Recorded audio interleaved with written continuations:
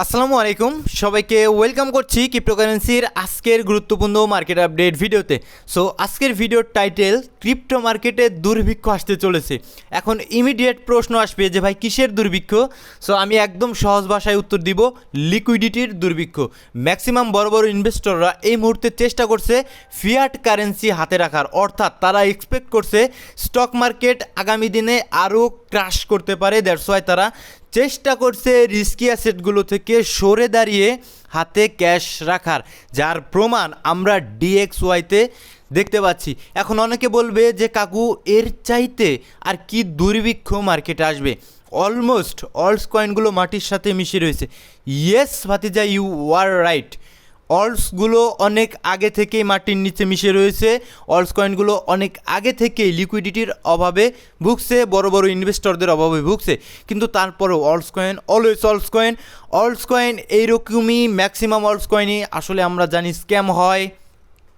So অলস কয়েনে বড় বড় ইনভেস্টমেন্ট থেকে আসলে বিরত থাকাই বুদ্ধিমানের কাজ। সো আজকের ভিডিওতে আমরা মার্কেটের সমসাময়িক আপডেট দিব, জিও পলিটিক্যাল ইস্যুগুলো দেখার চেষ্টা করব এবং আপনাদের কমেন্ট পড়ার চেষ্টা করব। সো ভিডিও শুরু করার আগে একটি ডিসক্লেমার, এই ভিডিওটি শুধুমাত্র একটি এডুকেশনাল ভিডিও, কোনো ফাইন্যান্সিয়াল অ্যাডভাইস নয়, শুধুমাত্র একটি এডুকেশনাল ভিডিও। যারা স্টিল আমাদের টেলিগ্রাম চ্যানেলটিতে জয়েন করেননি, মার্কেটের ইনস্ট্যান্ট ফান্ডামেন্টাল নিউজ এবং টেকনিক্যাল অ্যানালাইসিস পেতে অবশ্যই আমাদের টেলিগ্রাম চ্যানেলটিতে জয়েন করবেন।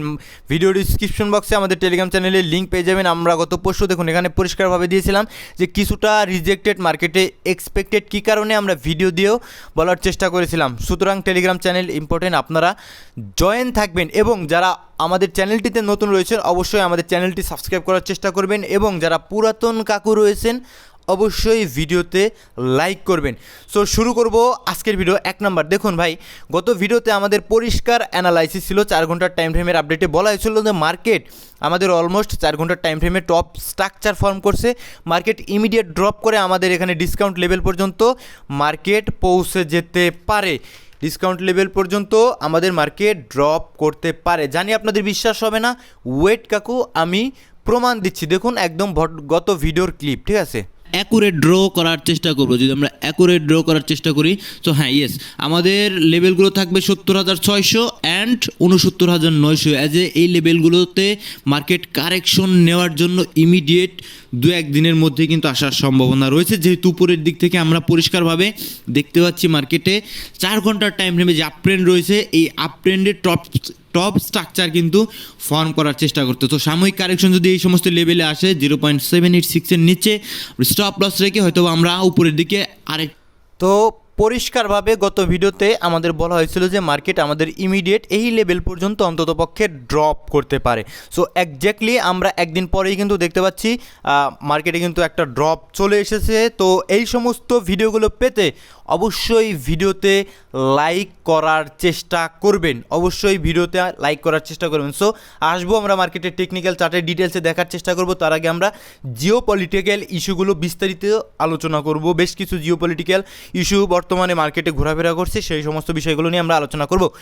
এক নাম্বার যদি দেখার চেষ্টা করি, গত ভিডিওতেই বলে দেওয়া হয়েছিল, জানি ভিডিও আপনারা ফুল কন্টিনিউ করেন না, ভিডিওতে লাইক দেন না, মার্কেটে লোক নেই। সো আপনারা অবশ্যই ভিডিও ফুল কন্টিনিউ করার চেষ্টা করবেন। সো গত পরশু বলা হয়েছিল যে পাকিস্তানের ইসলামাবাদে ইরান এবং আমেরিকার 2 দেশের কিন্তু একটা বৈঠক রয়েছে। তো একজ্যাক্টলি আমাদের গত পরশু পাকিস্তানের ইসলামাবাদে ইরান এবং আমেরিকার 2 দেশের প্রতিনিধিদের মধ্যে উচ্চপদস্থ প্রতিনিধি, এমনি সিম্পল প্রতিনিধি নয় ভাই, উচ্চপদস্থ প্রতিনিধিদের মধ্যে 21 ঘন্টার একটা শ্বাসরুদ্ধকর বৈঠক হয়।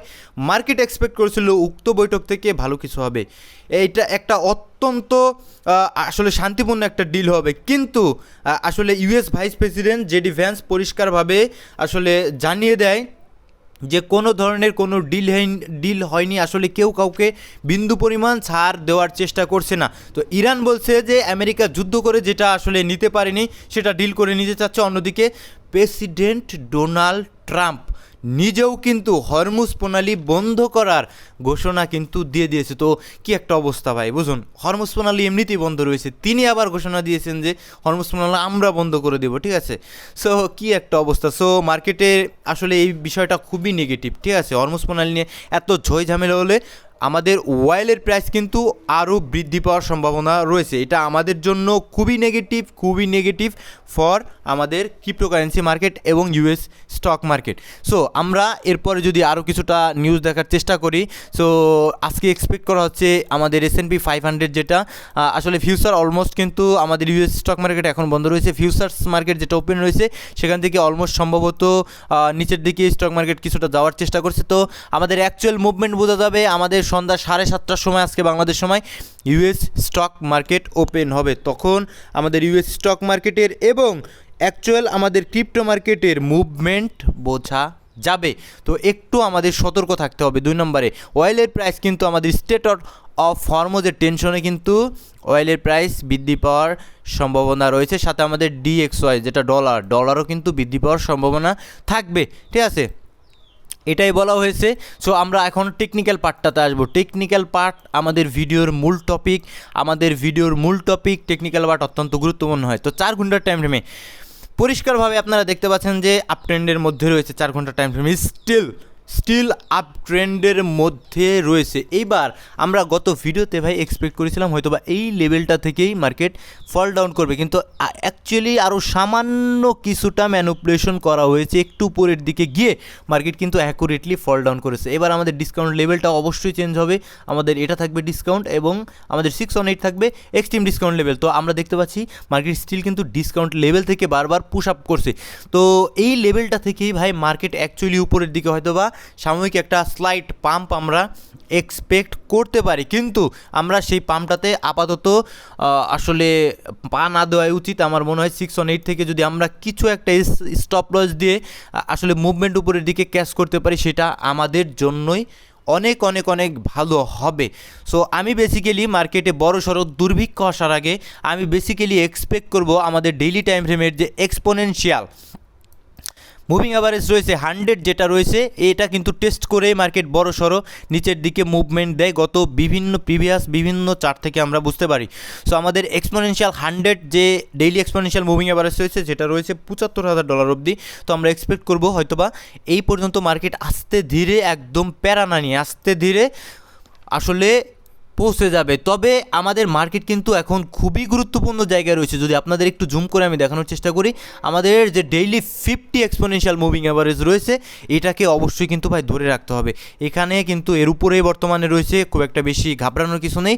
কিন্তু যদি কোনোভাবে নিচে আমাদের ডেইলি এক্সপোনেনশিয়ালের নিচে কোনোভাবে ক্যান্ডেল ক্লোজ দেয় এবং তার পরবর্তী দিনেও কিন্তু তার নিচে অবস্থান করে, সেক্ষেত্রে কিন্তু আমাদের আর ওই যে 100 ডেইলি এক্সপোনেনশিয়াল মুভিং অ্যাভারেজ ওই পর্যন্ত পৌঁছানো সম্ভব না। সো আমাদের কন্ডিশন একটাই, অবশ্যই আমাদের 50 এক্সপোনেনশিয়াল ডেইলি এক্সপোনেনশিয়াল মুভিং অ্যাভারেজের উপরে মার্কেটকে থাকতে হবে। অবশ্যই আমরা স্টপ লস দিয়ে শর্টার টাইম ফ্রেমের মুভমেন্টগুলো ক্যাচ করতে পারবো, ওটা আলাদা বিষয়।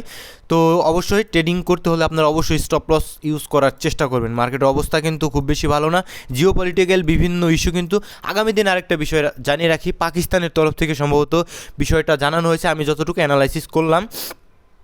সো আগামী সময় হয়তোবা যেহেতু সিজফায়ারের আরও হয়তোবা 9 থেকে 10 দিনের মতো বাকি রয়েছে, এই 9 থেকে 10 দিনের মধ্যে আরও হয়তোবা বৈঠক হওয়ার সম্ভাবনা রয়েছে। তো উক্ত বৈঠকগুলো যখন হওয়ার এক্স্যাক্ট নিউজ এবং শিডিউল চলে আসবে তখন কিন্তু মার্কেটে আরেকটা পজিটিভ মুভমেন্ট আমরা দেখতে পারবো। তবে মার্কেট আলটিমেটলি আমাদের ডেলি টাইম ফ্রেমে যে বেয়ারিশ রাইজিং ওয়েজ প্যাটার্নের মধ্যে রয়েছে, এটা আজ হোক কাল হোক ব্রেকডাউন দিয়ে নিচের দিকে কিন্তু মার্কেটের যে দুর্ভিক্ষ যেটা আমরা বললাম সেটা কিন্তু আস্তে আস্তে আমরা দেখতে পারবো আগামী দিনে, ঠিক আছে। শর্টার টাইম ফ্রেমে আমরা যে বুলিশটা রয়েছে সেই বুলিশ মুভমেন্টগুলো আস্তে ধীরে আপনারা হয়তোবা স্টপ লস রেখে ক্যাচ করতে পারেন, এটাই, ঠিক আছে। সো আমরা যদি ইউএসডিটি ডমিনেন্সে আসলে আর একটু মুভমেন্ট আপনারা পরিষ্কার হয়ে যাবেন। তো ইউএসডিটি ডমিনেন্সে আমাদের এই ট্রেন লাইনটাকে স্টিল কিন্তু টেস্ট করেনি, অ্যান্ড আমাদের যে 100 ডেইলি এক্সপোনেনশিয়াল মুভিং অ্যাভারেজ রয়েছে এটাও টেস্ট করেনি, যেহেতু 50কে আমরা ব্রেকডাউন দিয়েছি। তো পরিষ্কার অ্যানালাইসিস ভাই, পরিষ্কার অ্যানালাইসিস এর উপরে কিন্তু ক্লোজ দিয়েছে। এইবার ইমিডিয়েট যদি আমরা আজকের দিনের ক্যান্ডেল যেটা রয়েছে এর নিচে ভিতরে যদি আমরা ক্লোজ দিতে না দেখি ভাই, পরিষ্কারভাবে কিন্তু আমাদের জন্য একটু বিপদ হতে পারে, ঠিক আছে। এই ইউএসডিটি ডমিনেন্স দিয়ে মার্কেটের 90% মুভমেন্ট কিন্তু বোঝা যায় এবং ম্যাক্সিমাম সকলেই কিন্তু এই ইউএসডিটি ডমিনেন্স দিয়েই মার্কেটকে প্রেডিক্ট করে। সো আমার প্রেডিকশন পরিষ্কার, ইউএসডিটি ডমিনেন্স এখন আমাদের লক্ষ্য রাখতে হবে খুবই খুবই গুরুত্বপূর্ণ জায়গায় রয়েছে আমাদের এই যে 50 এক্সপোনেনশিয়াল মুভিং অ্যাভারেজের উপরে যদি ক্লোজ দেয় এবং উপরের দিকে যদি উঠে আসে সেক্ষেত্রে কিন্তু আমাদের আর উপরের দিকে 75-এর ওই লেভেলগুলো আমরা টেস্ট করতে যাব না, তার আগে থেকে কিন্তু মার্কেটে ফল ডাউন আসবে। আর যদি এখন কিন্তু খুবই সেন্সিটিভ জায়গায় রয়েছে, আমাদের দেখতে হবে যে ক্যান্ডেল ক্লোজটা কোথায় হয়, ঠিক আছে, ক্যান্ডেল ক্লোজ কোথায় হয়, ভিতরের দিকে পড়ে যায় কি না। এবং আমরা দেখতে পাচ্ছি অলমোস্ট একটা সাপ্লাই জোনের মধ্যে রয়েছে, এই সাপ্লাই জোন থেকে আমরা এক্সপেক্ট করব রিজেক্টেড এবং মার্কেট এক্সপেক্ট করব পাম্প। আনটিল যদি আমরা এখানে একটা চেঞ্জ অফ ক্যারেক্টার পেয়ে যাই, সেটা কিন্তু আমাদের এক্সপেক্ট করবে যে পরবর্তীতে যে আমাদের আসলে market USDT dominance daily time ফ্রেমের যে আপ ট্রেন্ড রয়েছে, আমরা হয়তো বা টার্গেট করবো 4 ঘন্টা টাইম ফ্রেমে ডাউন ট্রেন্ডে রয়েছে। যদি 4 ঘন্টা টাইম ফ্রেমে এখানে একটা আমরা চেঞ্জ অফ ক্যারেক্টার পেয়ে যাই, পরবর্তীতে হয়তো কিন্তু উপরের দিকে ইউএসডিটি ডমিনেন্স চলে যেতে পারে। অবশ্যই আপনারা একটু বুঝে শুনে সাবধানে ট্রেড করার চেষ্টা করবেন, ঠিক আছে। সো আমরা যদি এইবার ভিডিও লং করবো না ভাই, যদি কমেন্টে আসি ভাই সলের প্রেডিকশন চান, কী প্রেডিকশন নিচে না উপরে। এখন বারবার আমি অনেক দিন ধরে বলার চেষ্টা করছি ভাই সল স্টিল আপনি ইনভেস্টমেন্ট করার মতো জোনে সল আসেনি, সলের জন্য ওয়েট করেন না ভাই, সমস্যা কি 65-60-এর দিকে আসুক না সল, আপনি ওয়েট করেন, সমস্যাটা তো কোথায় আপনার বলেন, আপনি ওয়েট করেন সলের জন্য। আর শর্টার টাইম ফ্রেমের ট্রেড আপনি সলই করতে পারবেন, কোনো প্যারা নেই। শর্টার টাইম ফ্রেমে ট্রেড করেন, স্ট্রাকচার দেখবেন 4 ঘন্টার টাইম ফ্রেমে অর ডেইলি টাইম ফ্রেমে অর 30 মিনিটের টাইম ফ্রেমে অর আপনি 1 ঘন্টার টাইম ফ্রেমে, যেখানেই আপনি ট্রেড করেন না কেন 4 ঘন্টার টাইম ফ্রেমে আপনারা দেখতে পাচ্ছেন যে সল কিন্তু আমাদের ইন্টারনাল স্ট্রাকচার শিফটিং দিয়েছে। তবে এটা মেজর নয়, এটা আমরা জাস্ট লিকুইডিটি সুইপের জন্য, স্ট্রাকচার শিফটিংও দেয়নি, জাস্ট আমাদের কি করেছে লিকুইডিটি সুইপ করেছে 4 ঘন্টার টাইম ফ্রেমে। সো আপ ট্রেন্ডের মধ্যে রয়েছে 4 ঘন্টার টাইম ফ্রেমে, আপনি দেখেন না ভাই, দেখেন আপনি 4 ঘন্টা টাইম ফ্রেমে আপ ট্রেন্ডের মধ্যে রয়েছে। তো সিম্পল আপনি নিচের দিকে এসএল দিয়ে আপনি ট্রেডিং করতে পারবেন, বাট আপনার কিন্তু উইকলি টাইম ফ্রেমে বটম করেনি সল। আপনি ওয়েট করেন না নিচের দিকে, নিচে আসুক 60-65 তার নিচে আসুক, আরও 55-র দিকে আসুক, তারপর আপনি সলে দেখতে পারেন। অ্যাজ এ ভাই আমি যেটা করবো, আমি কোনো রেজিস্টার ফাইন্যান্সিয়াল অ্যাডভাইস নয়, আমি জাস্ট এডুকেশনাল পারপাসে ভিডিওগুলো ক্রিয়েট করার চেষ্টা করি। আমি মার্কেটে যতটুকু বুঝি আপনাদের বোঝানোর চেষ্টা করছি। ক্রিপ্টোকারেন্সি মার্কেট বিটকয়েনে নিচের দিকে বিয়ারের আরেকটা লেগ আপ আমাদের বাকি রয়েছে বড়সড়। তো আপনি ওয়েট করেন ইনভেস্টমেন্টের জন্য, আর ট্রেডিং করতে পারেন ভাই, ট্রেডিং থামানো যাবে না, ঠিক আছে। আর নিচের দিকে MXY ভাই কি একটা বলবো, ডিসেন্ট্রালাইজ পারপিচুয়াল এক্সচেঞ্জ ভাই, এই সমস্ত কয়েনগুলো আসলে আমি কিছু বলতে পারবো না ভাই, ভালো না ভাই, আমার কাছে ভালো লাগে না ভাই, ঠিক আছে। এগুলো মার্কেটের টাকা নিতে মানুষের এগুলো আসে টাকা। আইসিপি নিয়ে অনেক দিন ধরে আপনি বলছেন, আমি দেখার চেষ্টা করব, বলার চেষ্টা করব, ঠিক আছে। পোলকা ডটের মতো হয়ে যায় কিনা আইসিসি আই ডোন্ট নো, ঠিক আছে। তবে আমার কাছে মনে হয় এত তাড়াতাড়ি পোলকা ডটের মতো আসলে হবে না, আইসিপি কয়েনটা খারাপ নয়, ঠিক আছে। আর নিচের দিকে বগারান, ইয়েস পেপে কয়েন একটা মিম কয়েন ভাই, একদম জাত মিম কয়েন আসলে প্রেডিকশন হয় না, এই সমস্ত কয়েন রাখতে হয়, হাইপ যখন আসে তখন এই সমস্ত কয়েনগুলো পাম্প করে, দেন পরবর্তীতে এগেন ড্রাম করে, এগুলো মিম কয়েন ভাই অল্প পরিমাণ রাখতে হয়। সো ভালো থাকবেন সকলে, সুস্থ থাকবেন, দেখা হচ্ছে পরবর্তী কোনো ভিডিওতে। আসসালামু আলাইকুম ওয়া রাহমাতুল্লাহি ওয়া বারাকাতুহু।